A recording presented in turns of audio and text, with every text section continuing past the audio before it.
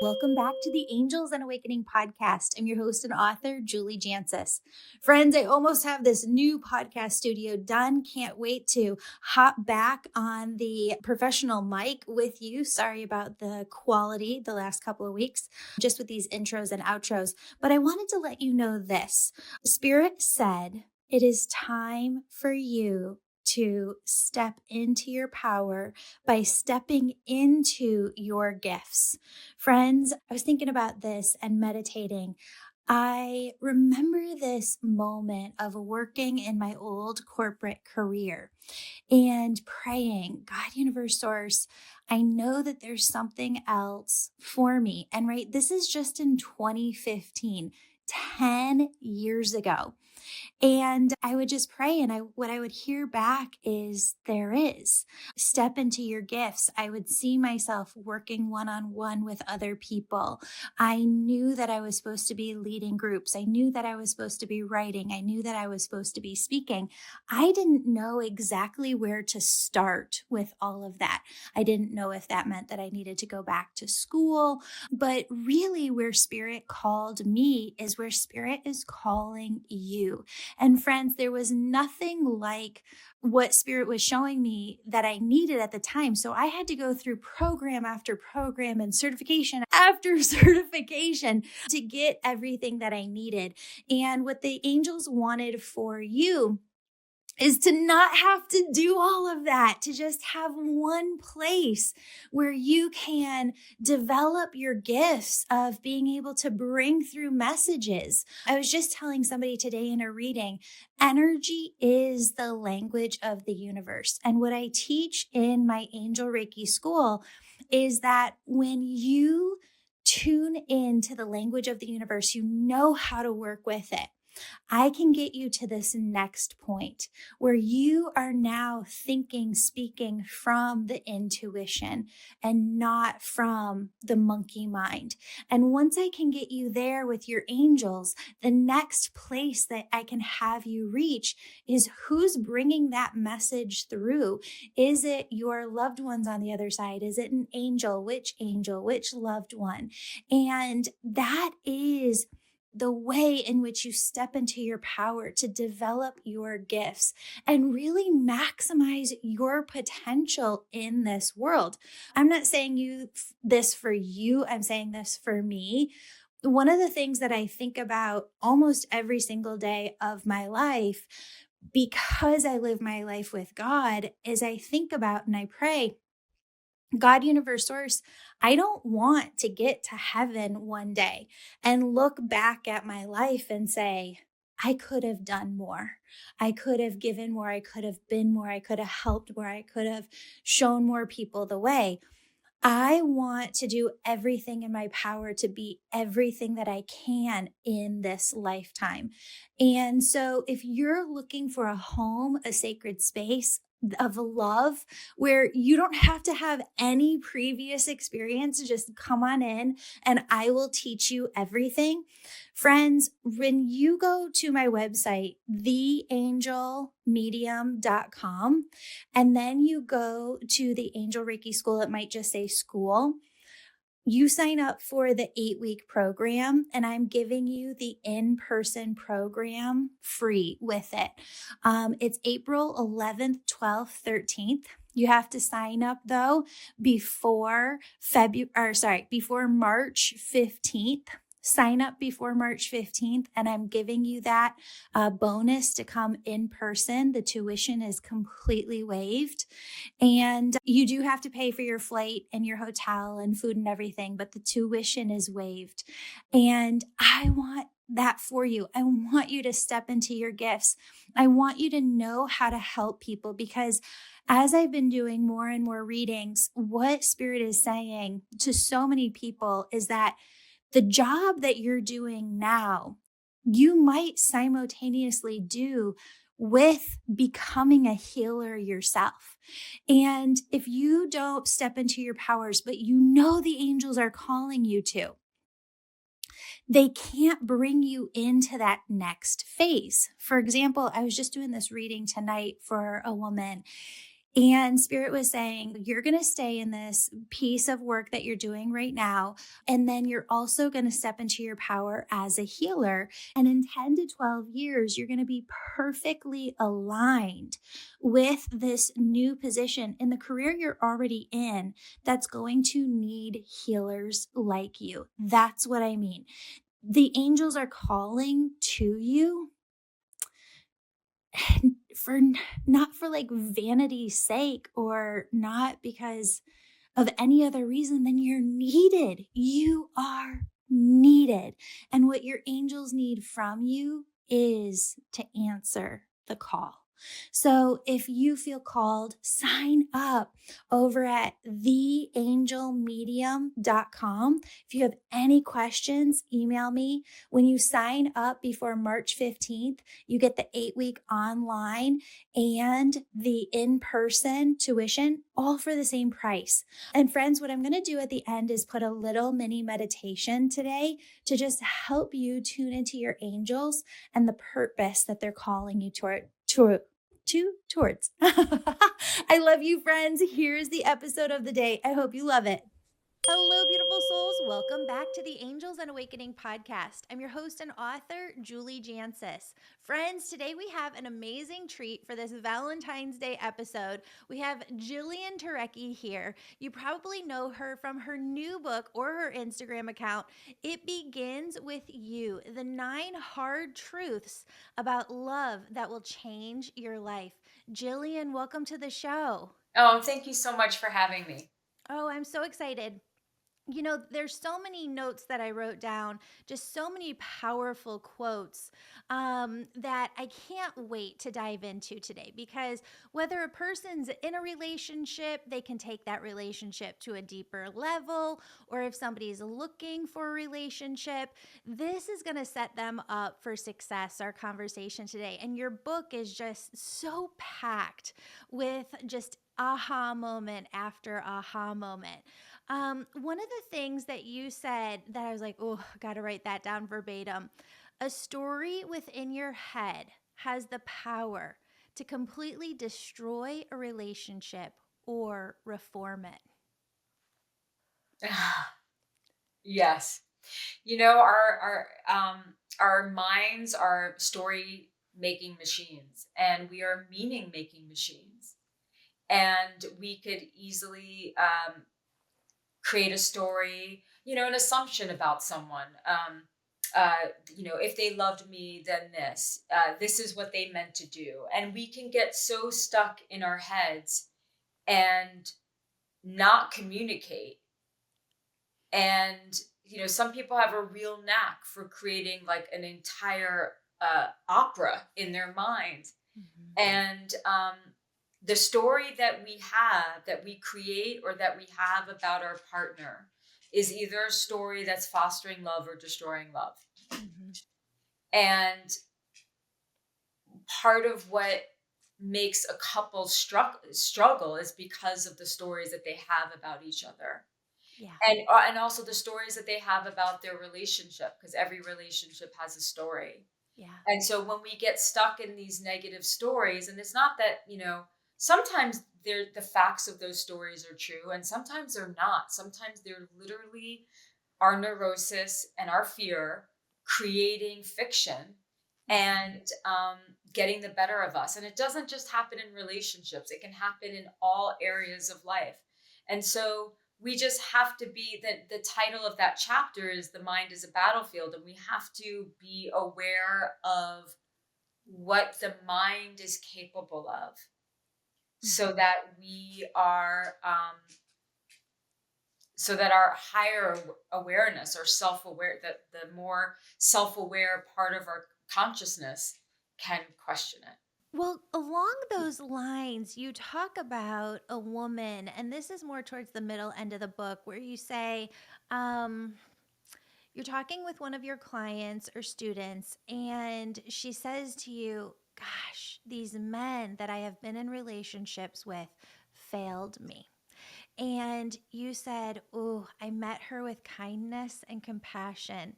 And then you said to her, they didn't fail you. you weren't willing to see the red flags in them early on and let them go.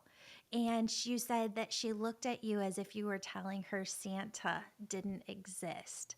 I thought that was so powerful because I grew up watching my mom and my dad really truly believe that their relationship was supposed to complete them, make them whole, be their everything. And I watched from afar as they went in cycles again and again in relationship after relationship.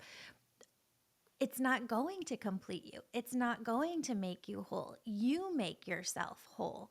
But talk about how another person can't fail you. You have to see those signs early on.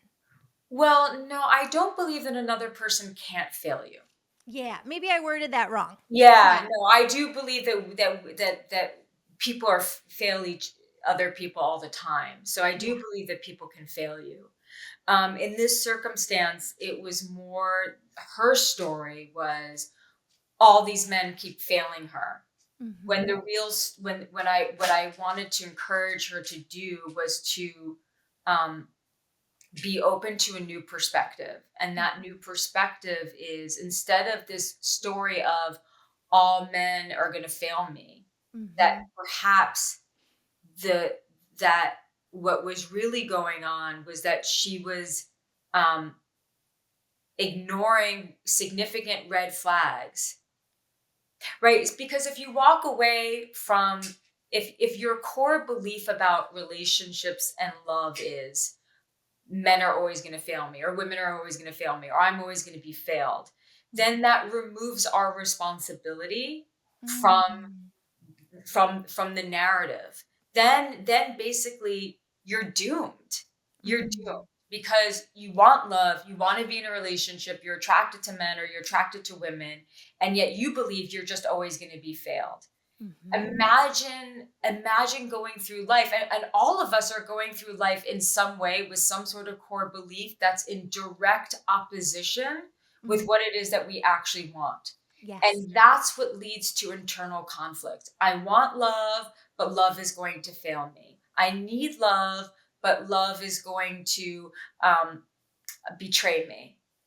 And so I had to help her see that her story was not um, all men just fail me, because then you just feel like a victim Mm-hmm. constantly, and then you're never going to get what you want. I had to see, in her particular circumstance, I had to help her see that she was not taking responsibility for the choices that she was making in her love life. Yeah. That's different than being in a relationship with someone who betrays you, like really betrays you. And when someone betrays you, they're failing you. Mm-hmm. That's different versus, oh, all these men are disappointing me. They're always failing me. And well, that you're not seeing, there's some very significant red flags in the beginning. So if you can take ownership of your decisions and see that you actually are more in control of what's been going on, Mm-hmm. that immediately emancipates you from the internal conflict that you're stuck in, which is, I want love, but love is going to fail me. Does that clarify? 100%. Yeah. 100%. Sorry for miswording that at the beginning. And it's something that I had at the end here to kind of ask you about in my notes. Uh, they don't have a lot of time these days, right? And there's just this wealth of information out there everywhere. And that was one of my questions for you. When is a relationship too toxic to continue? And how can people give themselves permission to walk away? It's a good question. Um, I'll start with the low hanging fruit. If Mm-hmm. there's violence, Sure. there's nowhere to go from there. Yeah. There is You should never ever stay in a relationship with someone who's violent with you. I don't care. You have to figure out a way, which might be very difficult to get out. And some people are really trapped in these circumstances, and my heart goes out to them. But um, if you are privileged enough to be able to leave that kind of relationship, then you must. Mhm. Um, how do you know a relationship is too toxic? Well, I think we have to then define what toxic means, because I think that that's sort of, it's such an overused term that it's become sort of watered down. I think it's more when there's a couple of things. One is, when do we need to just call it because we're just not right for each other? Mhm. And us trying to force a relationship when we're clearly not right is creating a lot of pain. Yeah. Then there's the unhealthy that comes with what is referred to as a trauma bond, which is one person might be emotionally abusive, narcissistic, um, perhaps an addict who has not addressed their addiction. In other words, they're not sober, they're in their addiction. And then you have the person who maybe didn't get a lot of love from mom or dad, doesn't have a lot of, their self-esteem is really low. And Mhm. so these two people, they find each other, and it's you know those relationships have to end, because the person who's in the relationship with someone who's not treating them well, um, you have to figure out a way, you have to figure out why you got in this relationship to begin with. And Mhm. that's why I wrote the book, because it's really about self-esteem. But how do you know if it's just too unhealthy? I mean, Or it's just not right. if you're just miserable Yeah. and you've taken time to reflect on your part, and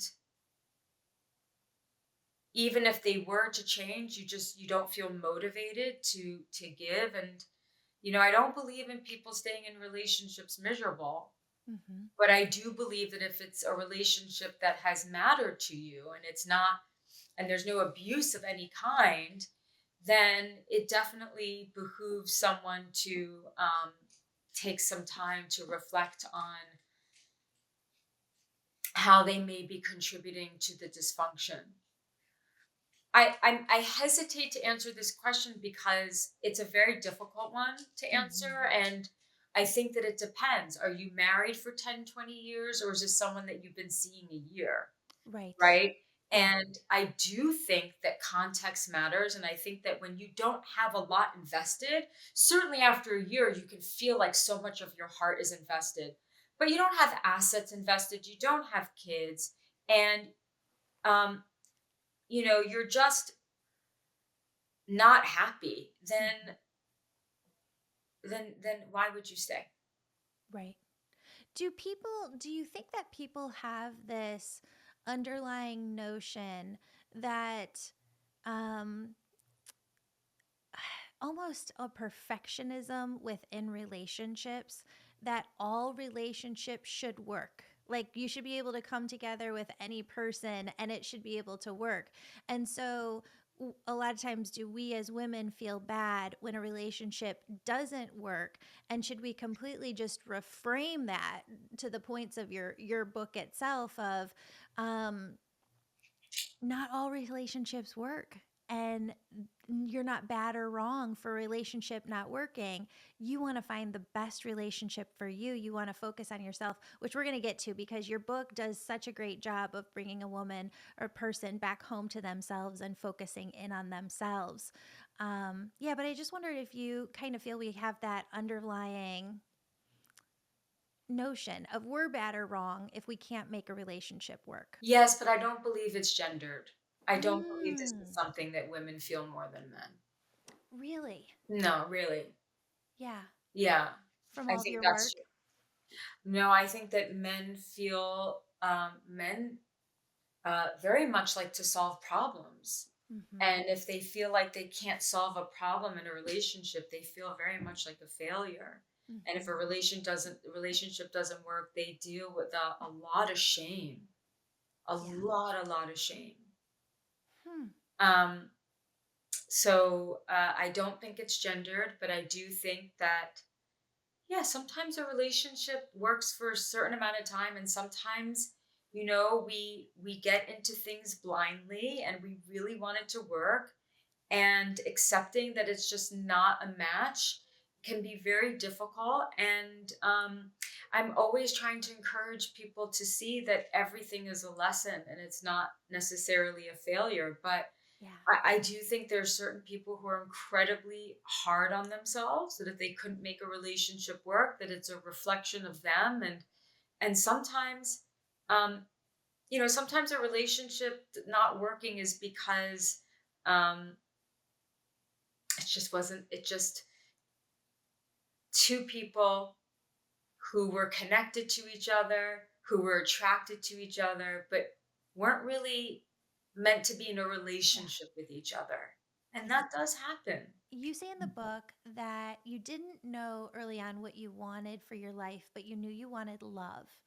And you believed that your relationship with your person was more important than your relationship with yourself. How did you, and I know you go about this in the book, but how did you get to that healthy love for yourself and learn how to treat yourself with that love, that care, that kindness first and Yeah. foremost? Um, well, it started with deliberately being single and focusing on what I really wanted out of life rather than what I thought I was supposed to do in life. For me specifically, it was about um, gaining financial independence. Mm-hmm. It was about reaching my potential. Mm-hmm. It's very hard to hold oneself in high esteem if we know deep down that we are not reaching our potential, whatever that potential is. Yeah. It doesn't have to be related to a career at all. Mm-hmm. And we need to feel like we're doing something with our life, Mm-hmm. that we're not just waiting around for someone else. Yeah. And so I had to learn how to stand on my own 2 feet emotionally, and shift my focus away from a relationship is what's going to be that completes me. So that Mm-hmm. was my journey. And so I learned how to meet my needs. Yeah. I learned how to meet my needs for certainty. I learned how to meet my needs for feeling important. Learned how to meet my needs for growth, and that's what I needed, was to Mm-hmm. feel safer in my body and to feel safer in my life, and not just waste it, because I was underperforming in my life. Mm-hmm. Mm-hmm. I wasn't, like I said, I wasn't reaching my potential. A couple of things like go into that deeper. Reaching your potential doesn't just mean career. What No, else does that mean to you? I think, so reaching one's potential can be anything that you want to experience in life. Mm-hmm. Maybe reaching your potential is um, giving back in some way. I think it's Yeah, always includes some sort of giving back. for sure. Maybe it's doing a certain project. Yeah, Um, it's beautiful. yeah, I think this is a very key aspect to self-esteem, Mm-hmm. and it's not the easiest thing. I believe that everyone is innately worthy, Mm-hmm. and what's also going to make us feel better about ourselves is to not ignore ourselves. To that point, you talk about in the book something that I had to come to this conclusion on in my marriage myself through counseling, that I didn't know how to ask for what I needed Yeah. from my partner. And you said I something to the effect of you didn't even know that you could ask for Mhm. your needs to be met. I think that that is such a huge thing that's prevalent. And I think it's going to continue to be prevalent in relationships Mhm. as the collective comes into a higher vibration and as we step into a new energy here on earth. A lot of people are still working through this because you can't ask for your needs to be met if you don't know what they are. Right. Right. Yeah, explain this more to people so Yeah. that they can figure out if they know what they need in their own lives. Everyone needs everyone needs love and connection. Everyone needs safety. Everyone needs adventure and fun. Everyone needs to give back in some way if they want to feel truly fulfilled in life. Everyone needs to grow. So every individual needs to figure out what they need in order to feel loved in a Mhm. relationship and in life. What they need to feel like they're growing. What they need to feel important. What they need to feel safe. Um, while at the same time being able to give themselves those things too. Yeah. Yeah. But it is sometimes where I think a lot of people, this is where I think a lot of women get tripped up Mhm. is okay, so this is what let's say she defines what it is that she needs to feel loved. What a lot of women will do, the game that they will play with themselves is, but wait, is that okay? Mm. Should I be asking you for that? Yeah. And sometimes what you have to do is speak to people who are more confident than you in this area Mhm. to give you some feedback to see how they express themselves. Yep. Sometimes you have to read some books so that you can really validate that within yourself. Yeah. And one way to validate it is also to make sure that you know how to meet those needs as well.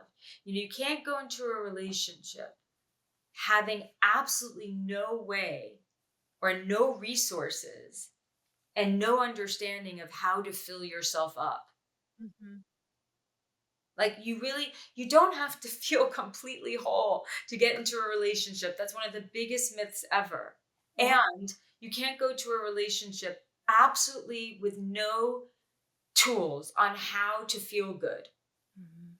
and then go into the relationship with the expectation that the other person's supposed to make you feel good with you having no idea how to do that. Yeah. Yeah. So I think so that's part of it. And that confidence that comes with no, this is how I like to be loved, and this is what's really important to me, and I'm equally as invested in meeting your needs to be loved, but this is a non-negotiable for me. To arrive to that kind of confidence might mean talking to some people. It might mean Sure. reading a biography of a person, like a woman who you feel connected to, and seeing how she operated in the world. Like Yeah. we have something called mirror neurons. So we learn by observing others. And I've learned many things by looking at people who I feel like they have a lot of confidence in one area of life. And I'm like, Mhm. wow, they're doing this. I can do that too. Yeah. Yeah. That's beautiful. Yeah. It's interesting when I was doing this work myself in my relationship, I would go in and just get into that soft space of oneness and meditation and every day ask myself, what do I need? Because I found for Mm, myself it changes every day. And yes. as I would do that, I also felt a deepening with my own intuition as well. That as I would just tune in and reflect on what I need, I could hear my own inner wisdom more clearly. I love that. Yeah, yeah, So that's a wonderful tool. Wake up every morning and just get quiet, close your eyes, and just say, what do I need today? yeah, yeah.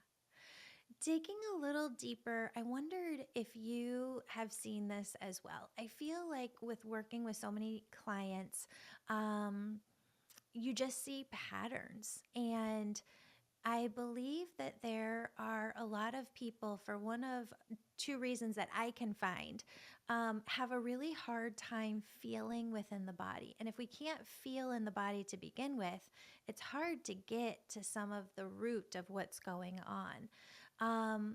A lot of us, our ADHD maybe mask as a child who we are, and learn not to feel as much, but kind of mimic other people's behavior to fit in. And then there are some people who are so maybe hurt or shamed in their younger years, kind of learn that it doesn't feel good to feel within the physical body, so they turn it off. Um, I'm wondering how you start with people who have a hard time tuning in to the physical body and what they're feeling to begin with, to take steps um, to feel in a safe way. It's always going to be movement. Mm, It's always going to be movement. Um, it's stretching yeah. and getting very acquainted with your respiratory system, your breath. Um, it's walking. Maybe Mm-hmm. it's running. It's dancing. Yeah. So our bodies are incredible instruments. Mm-hmm. It's it might be having like a warm meal and then journaling how that feels to have Mm, that sort of warm meal. mm, mm-hmm. Um, so we're connecting, brain and heart. It could be as simple as, let's place one hand across the heart center, which is like the sternum area, and one hand on your belly, and lie down and close your eyes and just breathe into both hands. Mm-hmm. Um, so you can start slow, but it's always going to be through movement. Mm-hmm. And then it might just be, if you're experiencing an emotion, you can sort of say, oh, I wonder, a really powerful exercise is, where do I feel this emotion right now? Mm-hmm. Do I feel it in my chest? Do I feel it in my back? It just doesn't have to be a negative emotion. Yeah. In fact, it's better to start with positive emotion. Ooh, love it. Yeah. So if you're like laughing or happy, it's like, okay, where do I feel that like joy Yeah. right now? What do I feel? Do I feel tingling somewhere? Yeah. So there's a habit of people being like, okay, let's go right to the negative emotion and try to Mm-hmm. fix it. If you Mm-hmm. want to connect your body, connect to it through positive emotion Yeah. and start to build the muscle that way. Oh, that's beautiful. That's beautiful. In a similar way, you talk about touch in the book and how touch is so calming to our nervous system. Yes. Um, some people are single listening to this. Is there like self touch, just giving ourselves hugs or holding our own hand or putting our hand on our You chest? can certainly give yourself hugs for sure. Yeah. I would try to get it from friends Yeah. and family. If you have the means, get a massage, Mm. or Mm-hmm. go to, yeah, get a massage, get acupuncture, whatever it is, so that someone is actually touching you. I Mm-hmm. think that's very healing. And yes, you can give yourself a hug. It's not going to be the same, Yeah. but it is something that you absolutely can do for yourself. But Yeah. yeah, it's very important. I don't even care if you go get yourself a foot massage somewhere, Yeah. like a really inexpensive foot massage at some place. That will help. Yeah. Yeah, Yeah. yeah, I believe that. absolutely. Yeah. Oh, yeah. Uh, and it's fun. I love how you're in your book, you talk about fun, like hugging more and just play and having Yes. fun. It felt so good when I read that. My energy just lifted and it felt so, Oh, so that's vibrant. wonderful. Yeah. How have you found incorporating play and fun into the relationship? Do you guys make a conscious effort to do that each week? Um, Well, currently I'm not in a relationship, Okay. but yes, play is something that's really, really important to me. Yeah. Um, I love to dance. I can't. I once broke up with a guy because he just couldn't access that, and so that's really important to me. But I think one thing that I want to add to this is, Ooh, I know. Sorry, it's my dog. You're good. We love dogs here. I know. I, many people write into me and say, I've been with my husband or I've been with my wife for, 7+ years, whatever, and the spark is gone. What do I do? Oftentimes that happens because of boredom, Mm. because we've gotten so stuck in a routine and everything is so predictable. Mm-hmm. And what can really bring the spark back is engaging in activities that are dopamine producing activities. Mm-hmm. So you do some things that are fun, maybe a little dangerous, not dangerous for your well, just a little bit. Just a little bit. Like, wow, we're doing something crazy. Like that time a couple months ago when my husband and I were going to see a movie and there was a train track and a train on it and we couldn't, like, it would not move and we were going to be late to our movie. So my husband's like, come on. And we just went up and over like the. Oh my I God. know I was freaking out the entire time. Is it going to start to move? But it was like one of those where it had steps. You could just go up and go over real quick. Yeah. Yeah, that was a little dopamine inducing. So after you got to the other side of that, wasn't there something like thrilling? It was. Yes. Yeah. Yeah. That's bonding. Mm. Yes. Yeah. That's bonding. And so, but what I would suggest is, yeah, it's not about once a week to schedule something fun. It's like, how can you be playful in the day to day? Mm-hmm. Well, I gotta be better at this. My husband is so just funny. He's I so quick-witted. I mean, love he comes up with stuff and it takes me 30 seconds to a minute to get so there's a delayed reaction, but it's hysterical.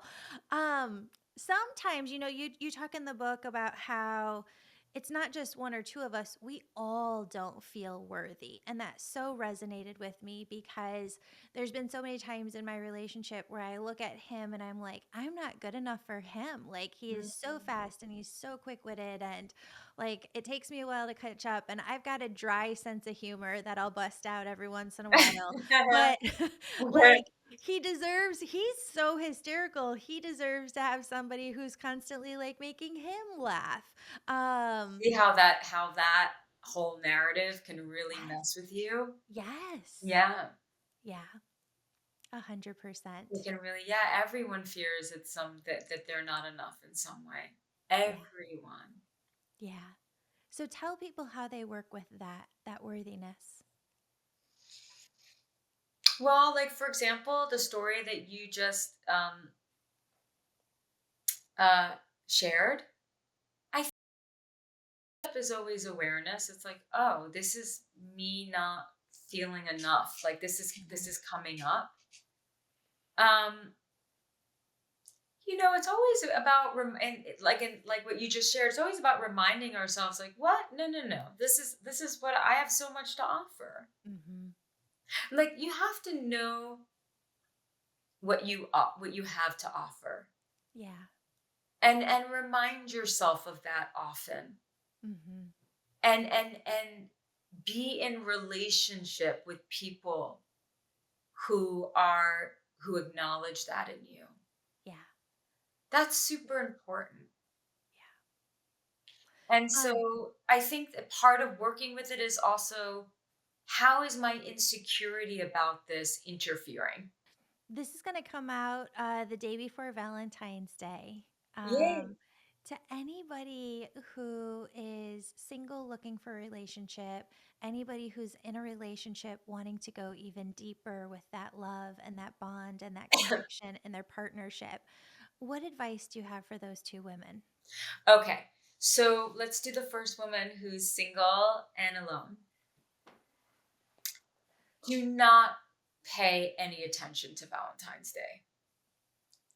It's just a day. Um, it's designed to make it so that you feel bad about yourself. Like, and if you want to celebrate it with a friend. Like, anyone can be your Valentine. Mm-hmm. Anyone can be your Valentine. And so what I would say to that woman is also, what are some things that you can do to, number one, make it get closer to being in a relationship? Mm-hmm. And number two, make it so that you are not suffering until you find someone. Mm-hmm.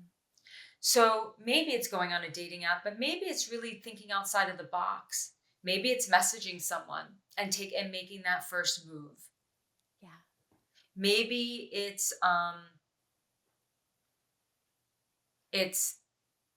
examining a belief that you have that is holding you back. We have to be very ambitious about the things that we want. Aw, let me see. Aw. Pulling it up. Aw. And so, are you single because you just haven't met anyone yet? Are you single because you think all the good ones are taken? Are you single because you haven't left your couch? Just evaluate what it is. And then what are one or two things you can start doing today that makes it so that you're not suffering until you meet someone. Yeah. And then for the people who want to deepen their love, may Valentine's Day be a reminder of like things that you should be considering to do every day. So if you're going to do something nice like the flowers, the chocolate, let that be a weekly thing. Mm-hmm. Mm. Because the quality of a relationship is really determined by the quality of rituals two people have. Mm-hmm. Your rituals define your relationship. Yeah. So if you don't work at home and or you're apart during the day, one person goes to work, whatever it is, when you see each other after a day of not seeing each other or after a few hours, how do you greet each other? Mm-hmm. How do you talk to each other over the dinner table? Yeah. What's the thing that you do first thing in the morning? Your rituals define your relationship. So make your rituals better, more consistent. Your relationship will get better, deeper, and more consistent. You know, my grandma used to always say this thing. Look for the guy who loves you more than you love them. Yeah, that's a And very old school thing. as I've kind of watched different relationship folks throughout the years, experts, there's so much of people talking about what you can get out of the relationship, how to maximize it to what you benefit from. And I love in your work how you talk about working on yourself and the focus on yourself. And there's so much focus in there on just being the love and really what you give as well. And I think that in and of itself makes you feel full. And so I want to thank you for the work that you do because I feel like it's so powerful. And the way that you say things in the book is unlike anything that I see anywhere else. Mm. So thank you for the book that you birthed into this world. I think it's so needed right now. Thank you so much. That's very kind of you. Appreciate it. Jillian, tell everybody where they can find you and your new book. Yeah, so basically my book, jillianturecki.com/book. I'm all over social media. Amazing. Thank you so much. We'll put all of the links to that in the show notes below. Thank you so much for having me. Of course. Beautiful souls, I hope you loved today's episode. Here's what your angels want you to know. If you are feeling called to be a healer, you feel it within your heart, you go, Julie, I don't know what I'm doing here. I don't know why I'm being called, but yes, the angels are asking me to develop my spiritual gifts. Friends, when you come into the Angel Reiki School, we're helping you develop all of your gifts simultaneously so that it is that one-stop shop that gives you everything that you need to become a healer yourself. Or a lot of people just like to go through it to develop their intuition to the max and to be able to bring through messages to other folks in a very responsible way. So that's April 11th through the 13th. We're doing that in person in Chicago. It's one of the best suburbs. It's called OakBrook, Illinois. We also have a new online class that begins on the 1st of each month. So you can sign up for March 1st. All right, friends, I want you to do this with me. I want you to take a deep breath in, deep breath out. And I want you to call in all of your angels. See all of your angels right in front of you in this moment, right here, right now. I want you to just imagine that your mind is a clear slate and that you pray, God, universe, source, show me the direction my soul wants to go in this lifetime. Show me the work my soul wants to do in this life. Show me the way in which my soul is called to help and to serve others in this lifetime through my spiritual gifts. And with that, I'm going to leave you. I want you to take out a pen and a paper. And I just want you to sit and breathe deeply in and out. And allow your angels and God, universe, source to show you why your soul is here, what spiritual gifts you have that you need to develop in order to serve others. And friends, I'm not trying to say this to toot my own horn, but we get messages all the time from people who say, Julie, I went through a different program. I knew I was being called to the Angel Reiki School, but I didn't do it. And I feel so bad. Friends, there's a reason why I create the services that I do for you. I make them the best out there so that you have everything that you need in one place. When you come through the Angel Reiki School, whether you do the 8-week online course that starts March 1st, or you do that plus you come in person April 11th through the 13th in OakBrook, Illinois, you're going to have everything that you need. You're going to develop your gifts in being an angel messenger yourself. You're going to have everything that you need to just do energy healing sessions for folks. You're going to have everything that you need to develop your gifts as a medium. And it's not scary. It's just loving, just positive energy.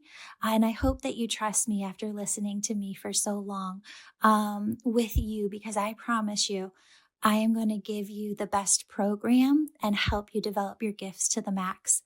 Love you so much, friends. You can find out more at theangelmedium.com or email me at julie@theangelmedium.com. Love you, friends.